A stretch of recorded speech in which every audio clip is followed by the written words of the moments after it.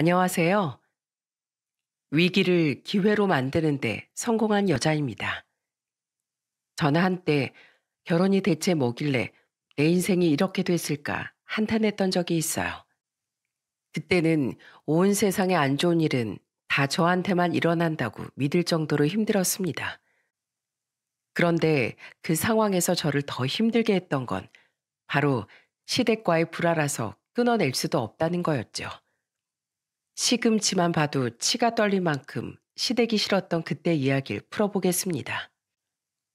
이남 일녀 장녀로 자란 저는 아버지가 마을 이장이셨어요. 시골에서 이장이다 보니까 가끔은 답답할 때도 있었어요. 마을 사람들을 두루 챙겨야 하는 자리다 보니까 아버지가 답답했을 때도 있었답니다. 특히 엄마는 남의 집 농사일까지 돕고 다니는 아버지를 보면서 화를 내셨던 적이 있었어요. 무슨 마을 이장이 남의 집 밭일까지 돕고 다녀. 경호 아빠가 다리가 다쳤다잖아. 이웃끼리 돕고 사는 거지. 당신만 이웃이야? 경호네 옆집도 이웃이고 뒷집도 이웃인데 왜 당신만 가서 돕냐고. 경호 아빠 다리 부러진 거 지나가는 똥개도 다 알아. 근데 왜 당신만 가서 일을 돕고 있냐고. 동네 사람들 다 가만히 있는데 왜 하필 당신이야? 마을 이장이었던 아버지가 하필 오지랖까지 넓은 성격이라서 엄마는 늘 답답해 하셨습니다. 지금 생각해 보니까 착하고 순한 성격이었던 아버지가 엄마는 답답하게 느끼셨던 것 같다는 생각이 드네요. 그런데 딸은 엄마 팔자 따라간다는 말 들어보셨나요? 제가 정신을 차려보니까 아버지 같은 남자를 만나 엄마처럼 살고 있더라고요. 남편을 처음 만났을 때 저는 공장에서 직원으로 일하고 있었어요. 남편도 저와 같은 회사에서 일을 하다가 만난 사이였는데 성격이 진국이라고 할 만큼 주위 평판이 좋았답니다. 처음 남편과 가까워지게 된 계기는 퇴근하는 길이 같은 방향이라서 가까워졌어요. 원래 통근 버스를 탔는데 남편이 저한테 이런 말을 했었습니다. 아정씨, 통근 버스 타고 퇴근하면 오래 걸리잖아요. 제 차로 같이 퇴근하실래요? 좋은 차는 아닌데 둘이 타기엔 충분해요. 대원 씨도 저랑 같은 방향이세요? 와, 잘 됐다. 안 그래도 통근버스 타면 제가 종점에서 내려서 집에 늦게 도착하거든요. 아, 그럼 제 차로 저랑 같이 가요. 버스보단 작아도 집까진 금세 갈 수 있어요. 저는 그렇게 남편과 자연스럽게 가까워졌습니다.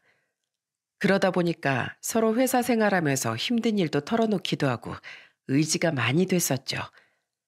그렇게 자연스럽게 가까워진 저와 남편은 퇴근길 인연을 시작으로 연애까지 하게 됐습니다. 정말 남편은 연애하면서도 다정함이 저절로 나오는 사람이었어요.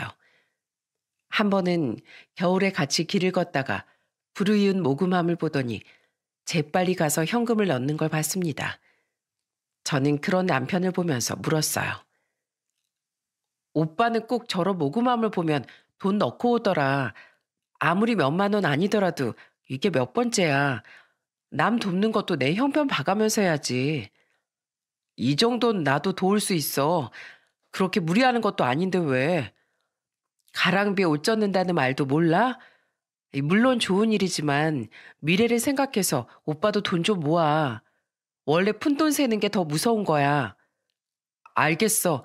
아니, 난 그냥 좋은 일 하려고 그랬던 건데 잘 생각하면서 할게.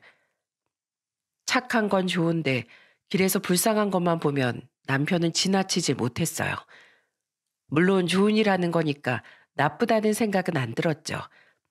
하지만 아무리 좋은 일이라도 적당이라는 게 있는 거 아닌가요? 그래서 저라도 남편한테 쓴소리를 해야겠다는 생각에 단호하게 말했던 겁니다. 그때만 해도 저와 같이 공장에서 일하는 남편도 집안 형편이 안 좋을 거라고 생각했어요. 저는 집안 사정상 대학 공부를 포기하고 바로 취직하게 됐거든요. 그래서 남편도 저와 비슷할 거라고 생각한 겁니다. 그렇게 남편과 2년 연애 끝에 결혼 준비를 하면서 남편의 반전 모습에 깜짝 놀랐습니다. 시댁이 소를 한 150마리 키우고 있었고 농가 밭도 꽤 있어서 그 지역에선 넉넉한 편이었습니다. 처음으로 남편과 시댁에 인사 갔을 때 시모한테 밝게 인사하며 말했어요. 안녕하세요. 저는 김아정이라고 합니다. 초대해 주셔서 감사합니다. 우리 집 막내가 장가를 가긴 가나 보네. 시골까지 여자도 데려오고. 둘이 같은 일 한다고 했나? 네, 같은 회사에 다니고 있어요. 아유, 끼리끼리 만났나 보네. 공장에서 일하니까 같은 일 하는 사람을 만나지. 시모가 퉁명스럽게 말하는 걸 듣고 저는 깜짝 놀랐어요.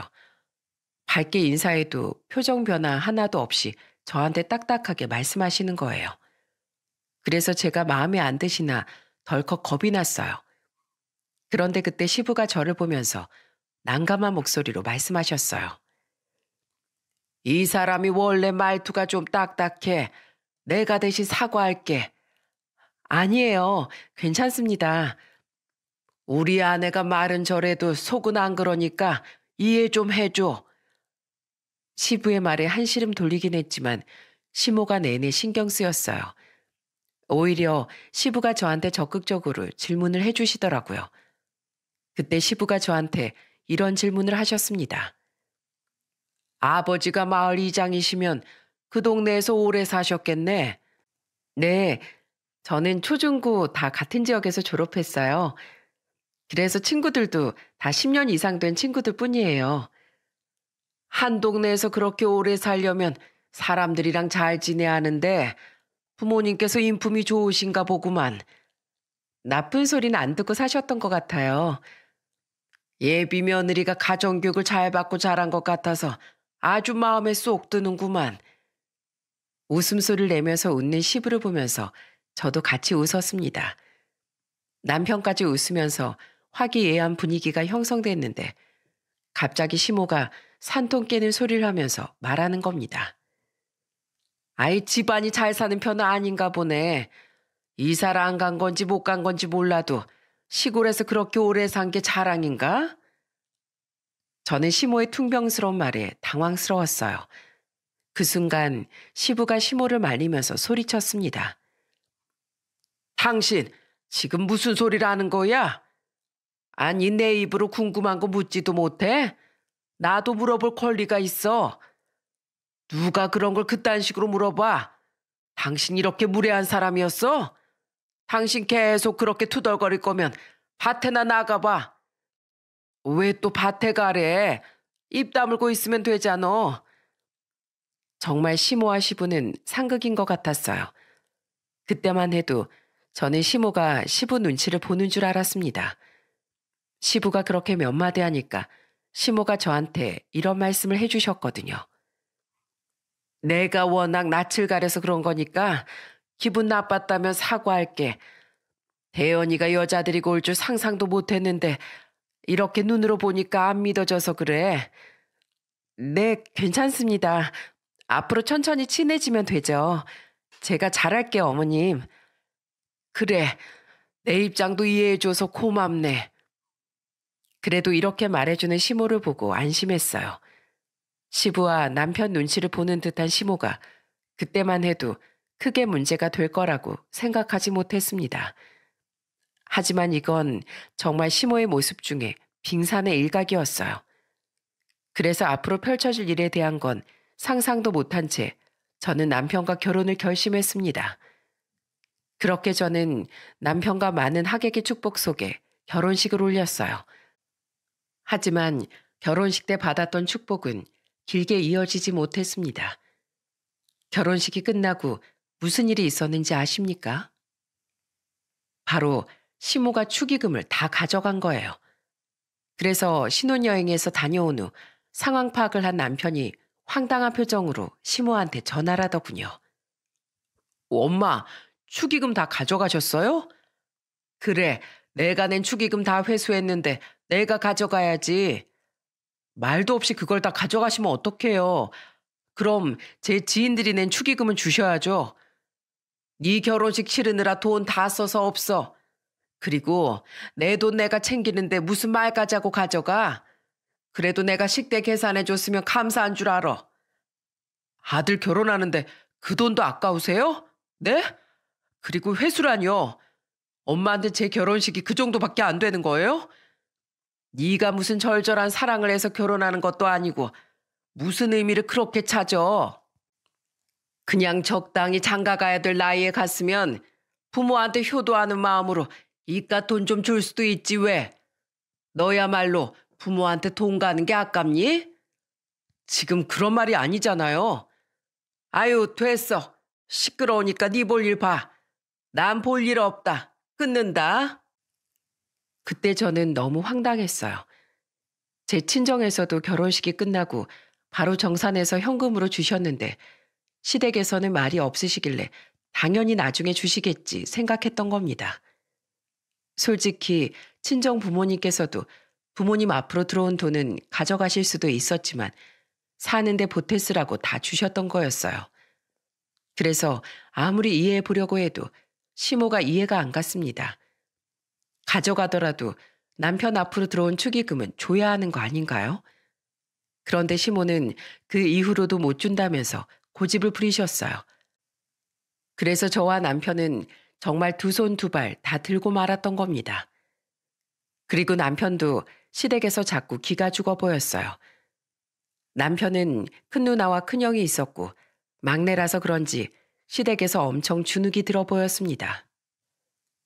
그런데 알고 보니까 결혼 전에는 몰랐던 신우와 시숙의 실체가 하나씩 보이기 시작했습니다. 특히 큰 신우인 형님은 정말 고집이 황소고집이었어요. 결혼 후 시댁에 다 같이 모였던 적이 있었는데 신우가 술을 엄청 좋아했습니다. 그런데 신우가 소를 키우는 시골에서 갑자기 엉뚱한 걸 찾으면서 말했어요. 피자에 맥주 마시고 싶은데 피자 시킬 데 없나? 그때 저는 신우의 말에 황당했어요. 오죽하면 시부가 신우를 보면서 이런 말을 하더라고요. 쟨 꼭 없는 것만 찾더라. 여기서 피자 사러 가려면 차 타고 읍내까지 30분 나가야 해. 피자에 맥주 마시고 싶은데 어떻게 그럼. 그냥 집에서 김치전이나 해 먹어. 무슨 피자야. 피자랑 김치전은 다르잖아. 지금 내시니까 얼른 가야 하는 거 아니야? 야야, 몰라가. 너네도 데려왔으면서 무슨 술을 마시려고 그래. 좀 참아. 아빠, 내가 애 키우면서 얼마나 힘든 줄 알아? 술이라도 마시니까 버티는 거야.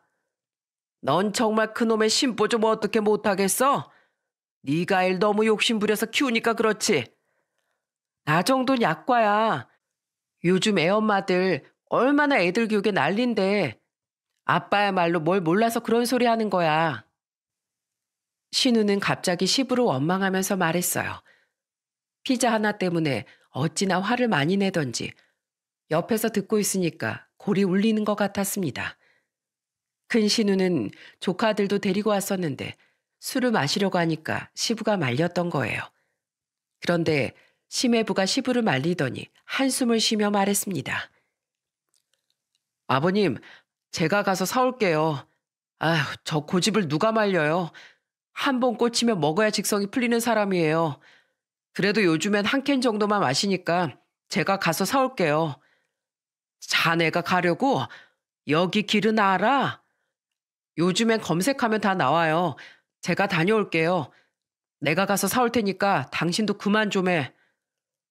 그러자 큰 신우가 시매부를 보면서 말했어요. 진작에 갔어야지. 괜히 열 올려서 얼굴에 주름만 늘었잖아. 그걸 보는데 정말로 기겁했어요. 무슨 애도 아니고 사올 때까지 사람을 닥달하는 거예요. 그 후 큰 신우는 혼자서 피자에 맥주를 마시기 시작했습니다. 그때 시모가 신우를 보면서 말했어요. 우리 딸이 유학을 다녀와서 그런가 이런 걸 좋아하더라고. 애가 똑똑해서 그래. 똑똑한 애들이 오감이 발달해서 원하는 게 분명하게 있다니까. 다 똑똑해서 그런 거니까 참아야지 뭐. 멍청한 애들이 땡깡 부리는 것보단 훨씬 나아. 역시 우리 엄마가 내 마음을 잘 알아준다니까. 정말 신우랑 시모는 손발이 척척 맞았어요. 사실 삼남매 중에서 남편만 고졸이고 큰 신우는 대학 시절에 시모의 도움으로 유학까지 다녀왔습니다. 그래서 그런지 남편은 시댁에서 기도 못 펴고 살았어요. 그때 남편이 밥을 먹다가 밥을 한 그릇 더 먹으려고 일어났는데 시모가 남편을 보고 못마땅하다는 듯 말씀하셨습니다. 내가 셋째를 사람을 키운 건지 소를 키운 건지 아유 어쩜 저렇게 밥을 잘 먹을까? 네 아버지도 밥 두 그릇 먹는 걸 못 봤는데 넌 누굴 닮아서 그렇게 밥을 잘 먹어? 낮에 소 축사에 갔다 왔더니 배가 고파서 그래요. 일하랬더니만 밥만 축 내고 가는구만. 아유, 한 번 왔다 가면 밥통이 반이 비어. 그래봐야 소 축사 좀 돌다 온 거면서 밥은 왜 그렇게 많이 먹어? 공장에서 노가다 밥만 먹어서 그런가? 아주 소처럼 먹네. 사람 먹는 걸로 이러는 건 너무한 거 아닌가요?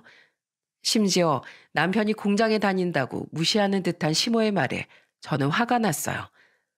그래서 저는 시모가 남편한테 건네는 밥그릇을 받아들면서 말했습니다.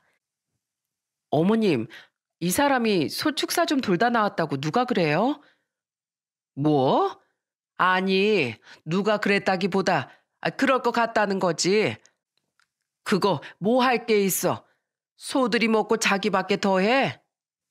아니요. 소들도 여물 먹고 똥 싸고 오줌 싸고 다 해요. 그걸 소가 치우겠어요? 소가 자기들이 먹을 걸 자기들이 챙겨 먹겠어요. 시골 내려오면 남편만 아버님 따라가서 소 축사에서 일하다가 와요. 그런데도 밥 두 그릇이 그렇게 아까우신 거예요? 그럼 내일은 어머님이 저랑 같이 가셔서 소 축사 가서 일해봐요. 내가 거길 왜 가? 너 지금 이 시애미 놀리는 거야? 놀리는 게 아니라요. 어머님이 아까부터 저희 남편이 한 일을 너무 모르시는 것 같아서 알려드리는 거예요. 여기 와서 엉덩이 한번 편히 못 붙이고 소 축사에서 일하다 온 사람인데 밥은 편하게 먹어야죠. 참나. 아이, 그래. 자, 먹어. 가져다가 실컷 많이 먹어라. 시모는 제 말에 당황했는지 밥그릇을 주면서 얼른 가서 먹으라면서 말했어요. 그때 남편이 말도 못하고 눈칫밥을 먹고 있는 게 저는 너무 답답했거든요. 제가 더 답답했던 건 이런 상황이 한두 번이 아니라는 거예요. 시댁에서 집으로 갈 때 시숙이 남편 차를 보면서 비아냥거리면서 이런 말까지 했어요. 대연아, 너는 차 좀 사. 그거 몇 년을 타는 거야? 아직 탈만한데 뭐하러 바꿔? 얘가 뭘 한참 모르네. 남자는 차야. 나처럼 제네시스 정도 뽑아줘야지. 난 그런 거 관심 없어. 형이나 많이 끌고 다녀. 야, 넌 차로 못 산다고 광고하냐? 그냥 한 대 뽑아. 어차피 나중에 애 낳으면 좋은 차 끌게 돼 있어. 애들이 아빠 차 쪽팔린다고 하면 어떡할 거야? 그때 시숙은 우리나라에서 제일 좋은 제네시스를 끌고 다녔고 큰 신우는 벤츠를 타고 다녔습니다. 그런데 남편만 K5를 타고 다니니까 시숙이 조롱하듯 말한 거예요.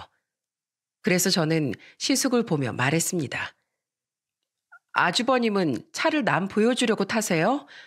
저희는 차가 문제없이 굴러만 가면 좋던데요. 괜히 차에 돈 써봐야 뭐예요? 차 가격이 오르는 것도 아니고 탈수록 가격만 떨어지고 유지비만 많이 들잖아요. 그래도 좋은 차 끌면 기분이 나니까 그렇죠. 무슨 기분이요? 돈이 줄줄 새는 기분이요? 와, 그런 기분이라면 평생 모르고 싶네요. 주식 투자는 오른다는 희망이라도 있지. 차에 들어가는 돈은 정말 그냥 버리는 돈이잖아요. 재수 씨랑 나랑 차에 대한 생각이 많이 다른 것 같네요. 네, 그러니까 남의 차로 그렇게 말하지 마세요. 엄청 못 배운 거 티나요. 뭐요? 재수 씨, 아니 그게 무슨 말이에요? 나 대학 나온 사람이에요. 방금 그 말 취소하세요. 차로 사람 급 따지는 건 못 배운 사람이 하는 짓 아니에요? 전 그렇게 알고 있었는데요. 대학교 가서 뭘 잘못 배우셨나 보다. 누가 요즘 그런 걸로 잘난 사람 못난 사람을 나눠요? 차만 있고 아무것도 없는 거지들도 많은 세상에서요. 아주버님이 세상 물정을 잘 모르시는 것 같아서 하는 말인데요. 차로 잘난 척하면요. 카푸어처럼 보여요. 카푸어 아세요? 차만 비싸고 다른 건 다 거지나 다름없는 사람을 보고 하는 말이거든요. 그런 사람들이 꼭 차로 사람 급을 나눈대요. 재수 씨, 그렇게 안 봤는데 무서운 사람이네. 시숙이 저를 보면서 어이없는 목소리로 말하자 갑자기 신우가 나서서 저한테 쏘아붙이듯이 말했습니다. 옳게 말이 너무 심한 거 아니야? 우리가 직업으로 보나 학벌로 보나 딱 봐도 더 잘 사는데 왜 그런 말을 해? 괜히 자존심 부리는 거야? 자존심이요? 전 있는 그대로 사실을 말한 거예요. 저희 결혼에 축의금을 각각 30만 원씩 하셨던데요. 요즘 형님이랑 아주버님이 많이 어려우신가 봐요. 축의금은 그냥 성이지. 그게 뭐? 형님은 축의금 30만 원에 네 식구가 다 오셨고 아주버님은 30만 원에 세 식구 다 오셨으면 뽕은 아주 뽑고 가셨네요. 얼마나 살기 팍팍하시면 외식을 결혼식장에서 하시고 가셨어요. 그러니까 돈 좀 아끼시지 그러셨어요. 내가 지금 돈이 없어서 그런 줄 알아? 난 더 할 수 있는데 안 한 거야. 왜요? 남동생이 결혼하는데 축의금 더 내는 게 그렇게 아까우셨어요? 가족끼리 축하해 주러 갔으면 됐지. 뭘 더 해? 마음만 받으면 됐지. 그 마음을 못 받아서 제가 지금 이렇게 말씀드리는 거예요. 그러니까 돈이 부족하면 아끼고 사세요. 아셨죠? 저희는 이만 갈게요. 저는 그렇게 신우와 시숙한테 한 소리씩 하고 남편을 데리고 차에 탔습니다. 그렇게 집에 오면서 얼마나 화가 났는지 몰라요. 그래서 답답한 마음에 남편한테 소리쳤어요. 당신 아무리 누나랑 형이라고 해도 저런 소리 듣고 가만히 있는 게 말이 된다고 생각해? 나도 옛날엔 당신처럼 말도 해보고 화도 내봤어. 그런데도 안 변하는 걸 어떡해. 난 이제 내가 이 집 아들이 맞는지도 헷갈려. 자꾸 그렇게 앞에서 아무 말도 안 하니까 더 그러는 거야. 앞으로는 당신도 지지 말고 다 말해. 저는 너무 속상해서 괜히 남편한테 화를 냈어요. 평소에는 회사에서 일도 잘하고 인정받는 남편이 시댁만 가면 주눅드는 게 답답해서 참을 수가 없었습니다. 정말 남편은 성실하고 착한 사람이었는데 그걸 시댁에서는 다 몰라줬어요. 그래도 저와 남편은 큰아들을 낳고 잘 살고 있었죠. 그런데 착한 남편한테 불의의 사고까지 덮치고 만 겁니다. 바로 공장에서 일을 하다가 남편이 3층에서 떨어져서 낙상 사고를 당한 거예요. 그때 저는 남편이 잘못된 줄 알고 가슴이 철렁했었죠. 치료는 잘 끝났지만 사고 후유증으로 남편은 다리를 절게 됐어요. 이 과정에서 남편은 오랫동안 다녔던 공장도 그만둘 수밖에 없었습니다. 한동안 남편은 집에서 의기소침하게 있었어요. 이때 저희 부부의 소식을 들은 시모가 남편한테 전화해서 이런 말씀을 하셨어요. 내가 공장 오래 다니는 거 아니라고 몇 번이나 말했어. 이번 기회에 내려와서 속 키우고 농사 짓는 일이나 도와. 엄마, 저 농사 짓기 싫다고 그랬잖아요. 왜 누나랑 형한테 그런 말씀 안 하시면서 저한테 시골 와서 살라고 강요하세요. 네가 잘났으면 내가 시골에 오라고 했겠어? 이게 다 널 걱정해서 하는 말이잖아. 네가 공부도 못하고 사교성도 없으니까 내가 오죽하면 이러겠어.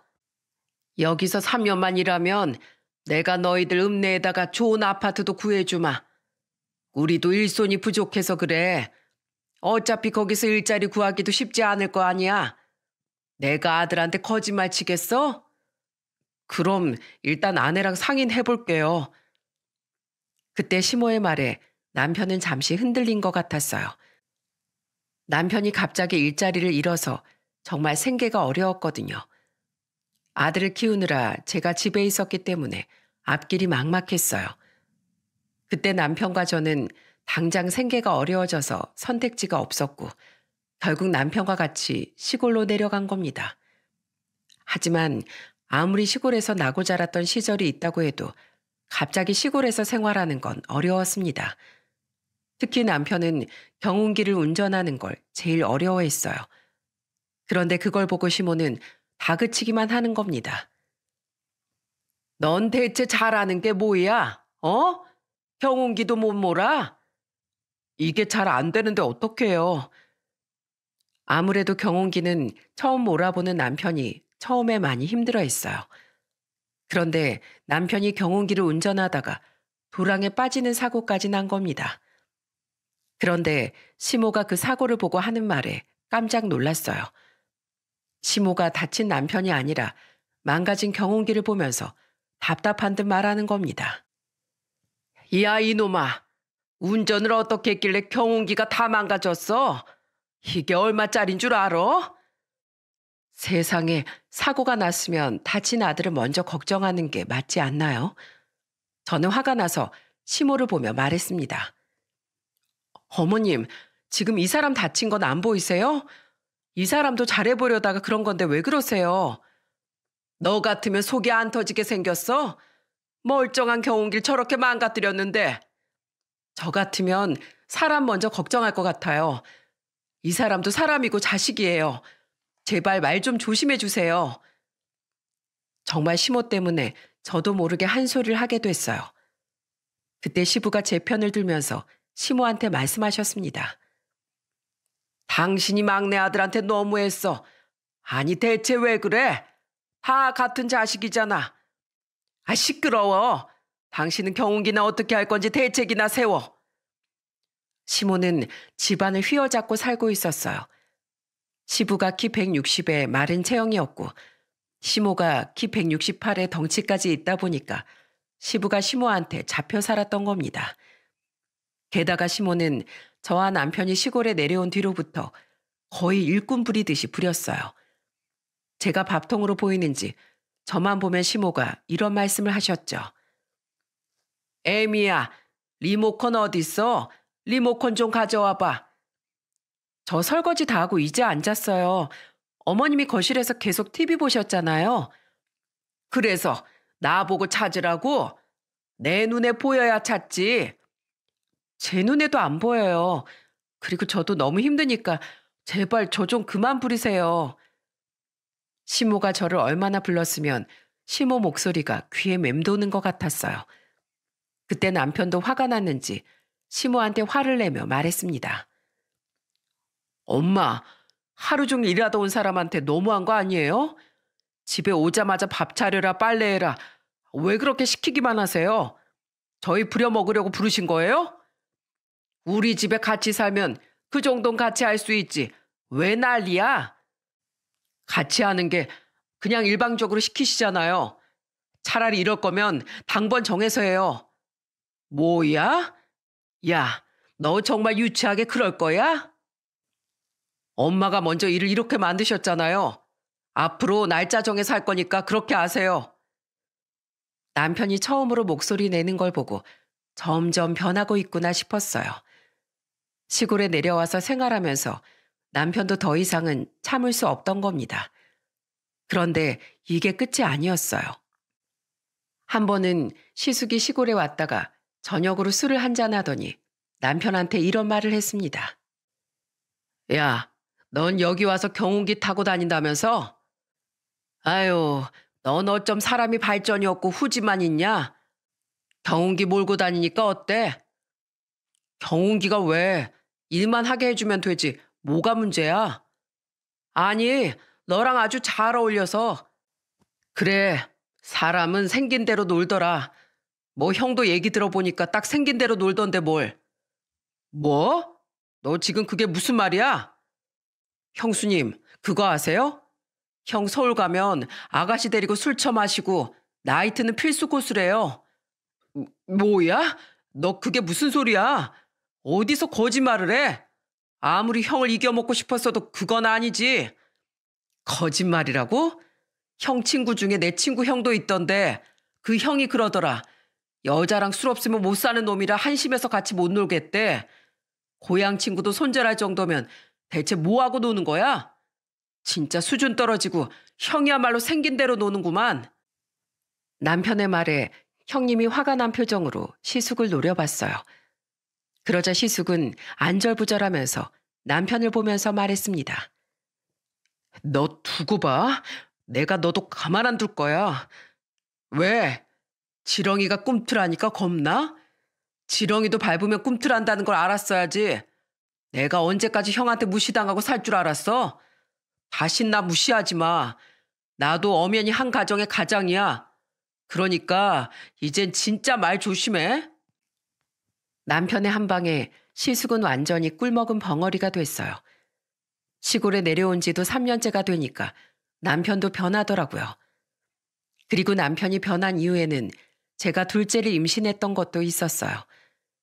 저와 남편은 시모가 말한 3년을 다 채워가고 있었고 분가를 할 생각에 설레고 있었습니다. 그래서 시모가 약속했던 시골 생활 3년 차에 남편은 시모한테 말했어요. 이제 3년 됐으니까 저흰 분가하겠습니다. 이 사람 임신 중이고 이제는 저희 가정 꾸려야죠. 누구 마음대로 분가를 해? 갑자기 둘 다 나가면 여기 일은 다 누가 해? 그런 말씀이 어딨어요.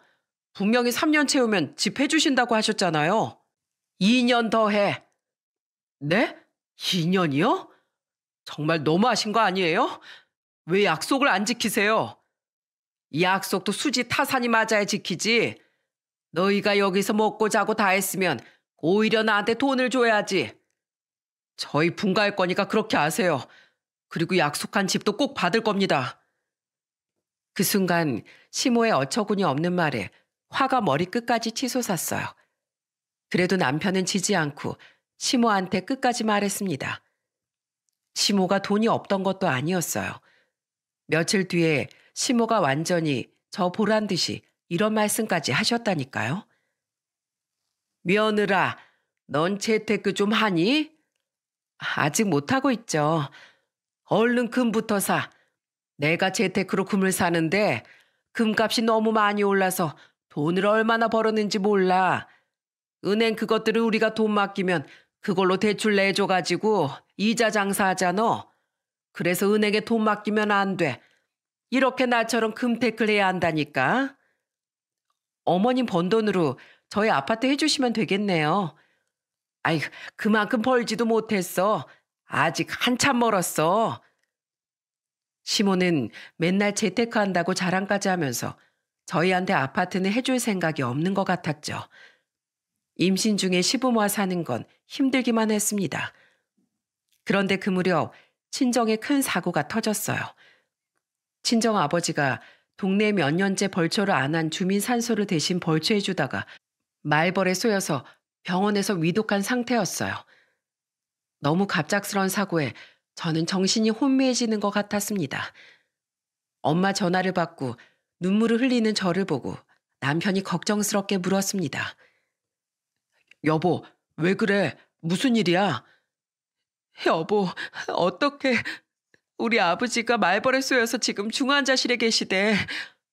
뭐? 진짜야? 여보, 우선은 침착해. 나랑 어서 같이 가자. 남편은 절 챙기면서 같이 친정에 가려고 했어요. 저희는 그렇게 정신없이 나가려는데 시모가 저희를 붙잡으며 말했습니다. 너희 어디가? 오늘 소 축사 청소하는 날이잖아. 엄마, 장인어른이 말벌에 쏘여서 위독하시대요. 말벌에 쏘인 걸로 웬 호들갑이야? 얼른 가서 소 염을 주고 소똥 다 치우고 가. 엄마, 지금 뭐라고 하시는 거예요? 지금 제 장인이 위독하시다고요. 벌써 저 세상 간 것도 아닌데 뭘 호들갑이야? 할 일이나 다 끝내고 가. 호들갑이요? 진짜 너무하시네요. 그래도 엄마라고 믿었는데 정말 실망입니다. 형이랑 누나한테 소 팔아서 유학도 보내주고 사업 자금도 대준 건 제가 모를 줄 알아요? 이젠 내가 다리가 이 모양 되니까 내가 아들로 보이지도 않으세요? 사람이 어떻게 그래요? 전 지금 장인어른 병원 갈 거니까 소 축산 알아서 하세요. 그렇게 남편은 제 손을 붙잡고 아버지 병원으로 달려갔어요. 정말 가는 내내 눈물이 하염없이 흘러서 정신을 차릴 수가 없었습니다. 그리고 제가 병원에 도착하자마자 아버지는 결국 세상을 떠나셨어요. 저는 큰 슬픔에 몸을 가눌 수가 없었습니다. 너무나 황망한 아버지의 죽음을 믿을 수가 없었어요. 온 가족이 목 놓아 울면서 아버지와의 마지막을 준비할 수밖에 없었습니다. 그때 남편은 임신한 저를 챙겨주면서 장례를 치르느라 정신이 없었어요. 시부는 저한테 전화해서 걱정 가득한 목소리로 말씀하셨어요. 얘야, 괜찮니? 아버지께서 좋은 분이시니까 좋은 곳으로 가셨을 거야. 내가 가봐야 하는데 못 가서 미안하구나. 내가 네 남편 통해서 부조금 조금 보냈다. 잘 추스르고 와. 아버님, 제가 너무 불효녀 같아요. 그동안 해드린 것도 없는데 어떡해요? 아니다. 자식은 부모한테 존재 자체만으로 기쁨이란다. 그런 생각하지 말어. 시부의 위로에 저는 힘든 마음을 겨우 추스를 수 있었어요. 남편과 저는 장례를 끝내고 다시 집으로 돌아왔습니다. 그런데 그때 집에 아무도 없더라고요. 그 순간 남편이 결심한 목소리로 저한테 말했습니다. 여보, 우리 집 나가자. 짐 싸. 뭐? 갑자기 그게 무슨 소리야? 갑자기 애까지 데리고 어딜 가? 이대로는 도저히 안 되겠어. 나만 믿고 가자. 남편은 그렇게 말하더니 시모 장롱을 열어서 금을 가방에 담았어요. 저는 그걸 보고 소리치며 말했습니다. 당신 미쳤어? 지금 뭐 하는 거야? 이거 그동안 우리가 일한 값이야. 이렇게라도 받아야 될 거 아니야.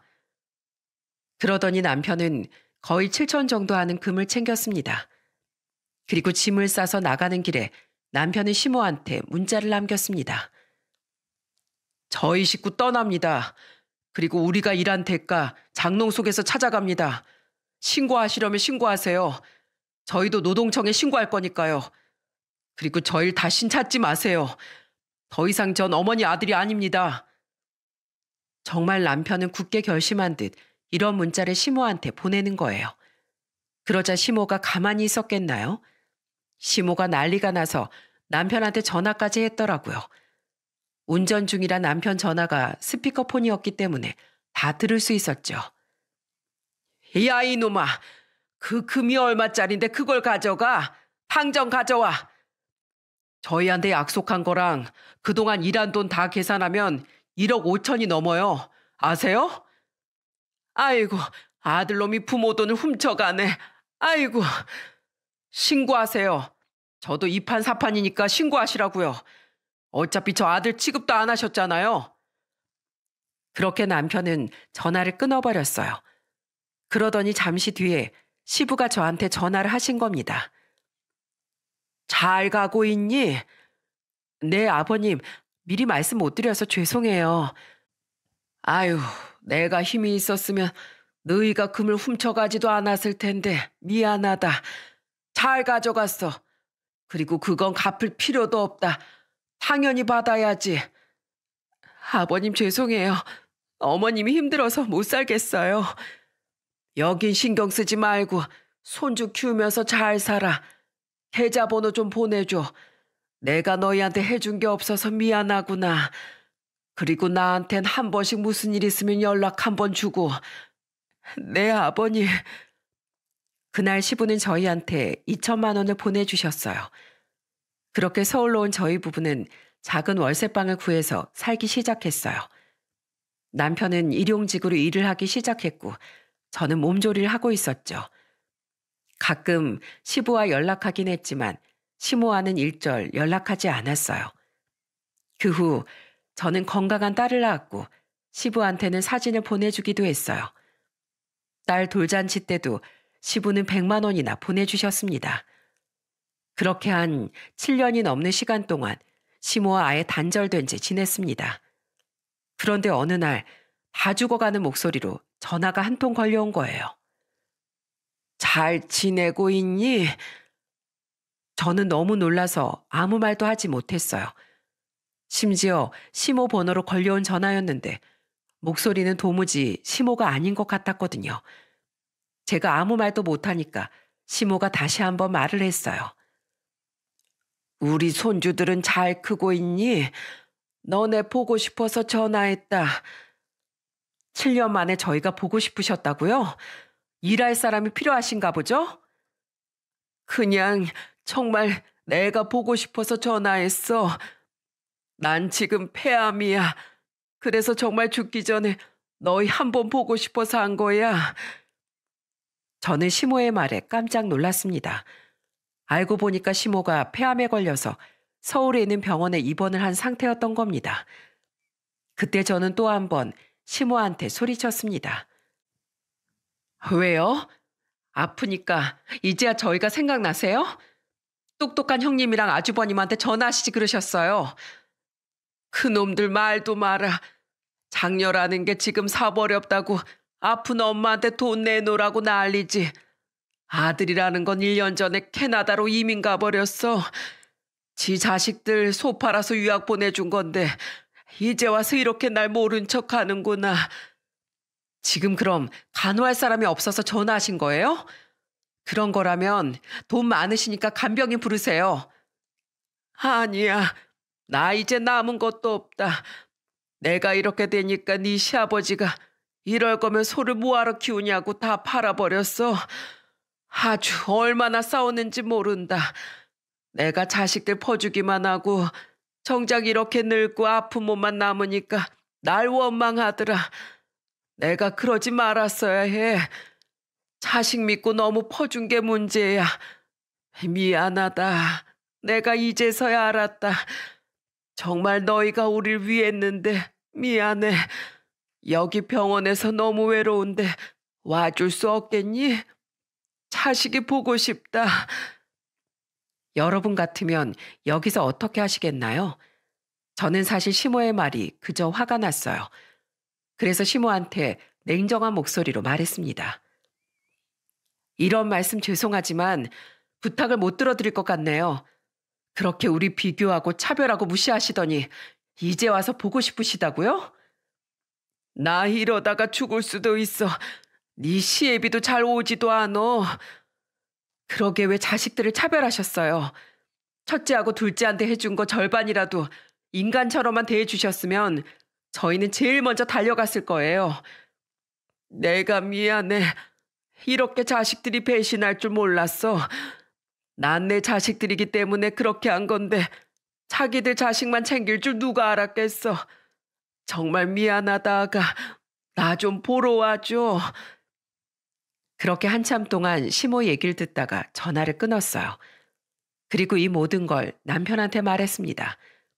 그러자 남편은 얘기를 듣자마자 냉장고에서 소주를 가지고 오더니 2병이나 금세 비웠어요.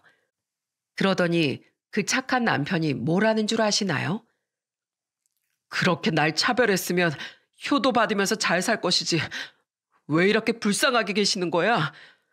차라리 평생 모르고 지내는 게 나았어. 그냥 잘 살겠거니 지내는 게 나았다고. 이 모든 걸 들으니까 내가 미칠 것 같아. 당신이 막내 아들로 할 만큼 했잖아. 당신 잘못 없어. 그리고 당신 어머님 뵙고 싶으면 다녀와. 난 아직 용기가 안 나. 하지만 당신은 자식이잖아. 남편은 어린아이처럼 펑펑 울었습니다. 한참 동안 울던 남편은 한 일주일 정도 깊은 고민에 빠졌어요. 바로 갈 줄 알았는데 한참 뒤에 가보더군요. 그리고 일주일 만에 혼자 조용히 다녀오더니 저한테 이런 말을 했습니다. 엄마가 옛날하고 많이 바뀌셨더라. 벌써 연세가 75세잖아. 우리 엄마가 아닌 것 같더라고. 그리고 계속 당신한테 미안하다면서 후회하셨어. 여보, 내가 부탁할게. 딱 한 번만 우리 아들이랑 딸 데리고 어머니한테 가주면 안 될까? 이렇게 부탁할게. 저는 남편의 말을 듣고 많은 고민이 들었어요. 사실 아들도 돌도 안 된 시점에 시골에서 많이 고생했었거든요. 하지만 제가 자식을 키워보니까 자식한테 버림받은 시모를 생각하니 마음이 참 안 좋았습니다. 정말로 싫었고 정말로 미웠고 정말로 다시는 마주치고 싶지 않았던 사람이 시모였어요. 그런데 남편의 눈물을 보자니 그냥 지나쳐 버릴 수가 없었습니다. 그렇게 다시는 안 볼 거라고 내 스스로 약속했건만 그 약속을 7년 만에 깨버렸어요. 그리고 어렵게 시모 병실에 갔는데 시모가 앙상해진 손으로 제 손을 잡고 울면서 말씀하셨어요. 도와줘서 고맙다. 그리고 미안하다. 그런 말씀 하지 마세요. 그때 저는 고생했다, 수고했다. 이런 말 한마디면 충분했어요. 그리고 지금 여기 온 건 어머님을 조금이나마 용서해 보려고 온 거예요. 그러니까 이젠 그만 우세요. 아프신데 자꾸 우시면 어떡해요. 그날 시모는 제 말에 눈물을 흘리며 고맙다는 말씀만 하셨어요. 그리고 꿈에 그리던 손주들을 보면서 애써 웃어 보이셨습니다. 그 후 저는 남편과 아이들을 데리고 서울에 있는 시모 병실에 수시로 찾아갔어요. 그리고 시모의 말동무가 되어드리며 말했습니다. 어머님, 이렇게 누워 계시니까 간병 받고 싶어서 그러신 거죠? 그런 거 아니야. 너한테 많이 미안해하고 있다. 미안하구나 정말. 다 지난 일인걸요. 남편이 7년 동안 많이 힘들어했어요. 가족이 있는데도 가족이 없는 것처럼 인생을 사는 게 얼마나 고통스러운지 아세요? 이제는 남편하고 떨어지지 마시고 아들 하나라도 잘 챙기세요. 그래, 고맙다 며느라. 그때부터 시부도 소식을 듣고 오기 시작하면서 삭막했던 시모 병실이 화기애애해졌어요. 다행스럽게 시모는 수술도 잘 끝났고 경과도 좋았습니다. 그때 시부가 남편과 절 불러서 같이 저녁을 했던 적이 있어요. 그때 시부는 술을 마시며 저한테 지난 일을 털어놓으셨습니다. 내가 오죽했으면 소를 다 팔아버렸겠어. 내 나이가 이제 곧 있으면 80이야. 근데 허구한 날 소 죽어라 키워서 자식 뒷바라지 하는 데 쓰니까 나도 화가 났지. 더 이상 돈으로 머리 아프기 싫어서 다 팔아버렸어. 잘하셨어요, 아버님. 그리고 네가 이렇게 마음 열어줘서 고맙구나. 네 시애미가 많이 변했어. 자식들한테 배신당하고 얼마나 상처가 컸겠냐. 저게 다 속병 난 거야. 이제 우리 자식은 너네뿐이다. 그러니까 우리가 시골 내려가도 이렇게 왕래하면서 지내자꾸나. 시부의 말에 7년 동안 얼마나 큰 신운의 가족과 시숙가족한테 시달렸는지 짐작할 수 있었답니다. 그리고 시모는 다시 시골로 내려가셨어요. 항암 치료를 위해서 서울로 왔다 갔다 해야 됐지만 시모는 내 집이 편하다면서 가셨어요. 그때 시모가 저희가 사는 일반 낡은 주택을 보고 깜짝 놀랐습니다. 그래도 월세방에서 그만큼 넓힌 거라서 저희 부부한텐 최고의 집이었죠. 하지만 시모는 놀랐는지 전세 자금을 보내주시면서 미안한 목소리로 말씀하셨어요. 내가 너무 늦게 도와줘서 미안하구나. 그래도 이렇게 도와줄 수 있어서 다행이야. 꼭 전세 구하는 데 써라. 이 돈은 네 시아버지가 자식들한테 안 뺏기고 가지고 있던 돈이야. 이걸 너희 주고 나면 우린 이제 남은 돈이 없어. 그래도 비상금은 가지고 계셔야죠. 절 이렇게 다 주시면 어떡해요. 우리가 살면 얼마나 살겠니. 그리고 이 시골 바닥에서 돈 쓸 일이 뭐가 있어. 너희 잘 살고 이렇게 우리한테 행복한 모습으로 사는 모습만 보여줘. 그게 내 소원이야. 시모의 마지막 말씀에 저는 전화를 붙들고 울었습니다. 그 후 1년 정도 시간이 흘렀어요. 작년 설부터 저희는 시골로 왕래하며 지내고 있습니다. 이제는 시부가 저희한테 전화해서 이런 말씀을 하세요.